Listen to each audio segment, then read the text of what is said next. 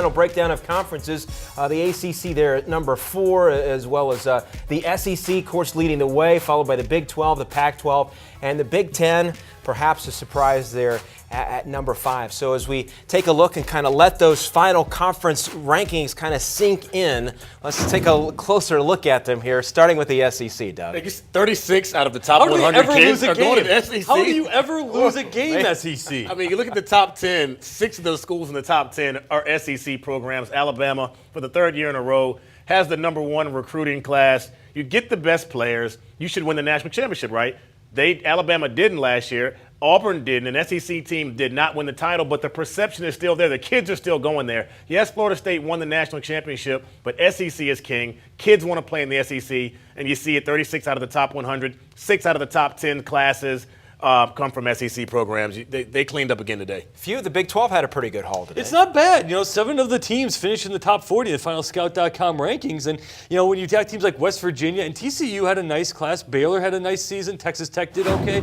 Kansas State's below the fold a little bit there, but that's Kansas State. We know what's happening with them. And, Oklahoma came in strong late. Texas, with just a short recruiting period for Charlie Strong, did all right. So it's a pretty good overall season for the Big 12. All right, so the Pac-12, Brian, Adoree Jackson here just this afternoon, Solomon Thomas this morning. They picked up some good players, too. They did, and it just shows you Stanford gets Solomon Thomas early in the morning, and all of a sudden they vault to the number 1 class. They have 21 commits, but they're still the number 1 class in the Pac-12. If you remember late last week, everybody was talking Arizona State, what was going on with them. They were top.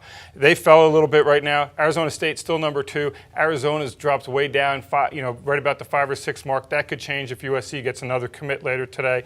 And I look at, USC may only be down at 6th in the Pac-12 right now, but if you look at the average star per recruit at 3.69, that is the tops in the Pac-12. And then the last thing is Colorado and Utah, you're in the Pac-12.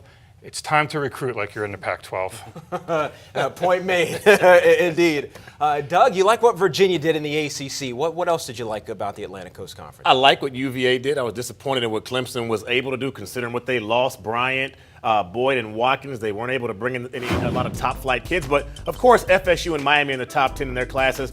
Miami underachieved a bit last season. I think people prematurely thought the U was back. But you look at what Al Golden's able to get in this year. Defensive end Chad Thomas, tackle Casey McDermott, and running back Joseph Yerby. The talent is coming back to Coral Gables. Maybe they can get a stadium somewhere near Coral Gables to get the students back to the games. But the U will be back. I think it was a little early to crown them last year. But ACC, watch out for Miami. They're not ready for Florida State yet, but they're getting close. How about the Big 10? Well, we're actually not joking about the SEC when we say, how do they lose a game? Well, Ohio State, there's no excuse ever. I mean, with these recruiting classes and Urban Meyer, everything is set up perfectly for Ohio State to go on a dominant 10-year run. There's nobody else in the conference. Michigan recruited great last year. Michigan State's got a nice class this year.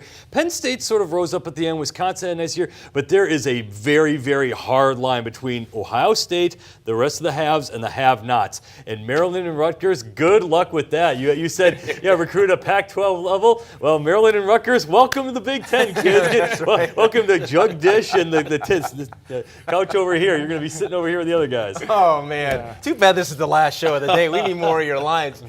Brian, of the 11 conferences that Scout.com ranks, the Mountain West finished 8th. Yeah, and it really isn't a big surprise. I mean, first of all, you lose the marquee programs, Boise State. You lose Chris Peterson as the coach to Washington.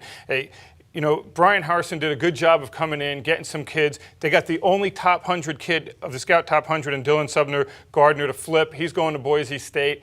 Still, San Diego State right now has the top program. San Diego State, to me, you talk about Miami and facilities. San Diego State needs good facilities because there's a lot of talent in Southern California, and there's no look.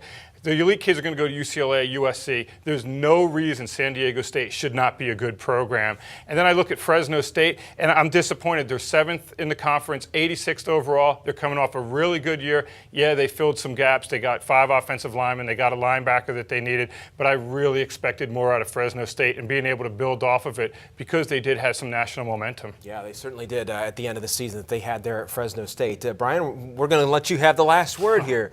4 years from now, what do you think will be remembered the most as we reminisce back to 2014? Well, I look at it and I look at USC, and they get Damian Mama and Adoree Jackson, 2 5-stars today. They have a really good chance to get Juju Smith, a 5-star safety. right there is Steve Sarkisian coming in, showing he can recruit. Now the next thing is, and we talked about it earlier today, can he win? He's got to go out and win. When you look 4 years from now, he's either going to get SC rolling again or we're going to be looking for a new coach there.